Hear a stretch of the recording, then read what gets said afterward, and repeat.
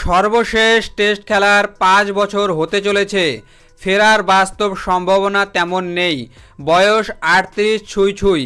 ইমরুল কায়েস তাই উপলব্ধি করতে পারছেন শেষের মোড়ে চলে এসেছে তার কেরিয়ার।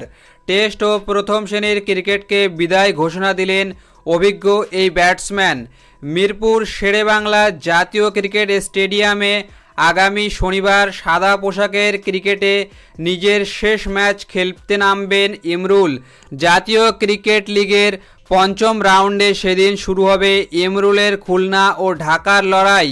সামাজিক যোগাযোগ মাধ্যমে ভিডিও বার্তায় বুধবার অবসরের সিদ্ধান্ত জানান 37 বছর বয়সী এই ব্যাটসম্যান। 2019 সালে ভারত সফরে কলকাতা টেস্টে সর্বশেষ জাতীয় দলে খেলেন ইমরুল। বাদ পড়ার আগে 5 ইনিংসে 2 অঙ্কে পৌঁছতে পারেনি তিনি। সব মিলিয়ে সর্বশেষ 26 টেস্টে তার 50 ছিল না। 39 টেস্টের ক্যারিয়ারে 4 50 ও 3 সেঞ্চুরিতে 24.76 গড়ে ইমরুলের সংগ্রহ 1796 রান। ইমরুল কায়েসের অবসরের বিষয়টি আপনি কিভাবে দেখছেন জানাতে পারেন আপনার মন্তব্য কমেন্টের মাধ্যমে।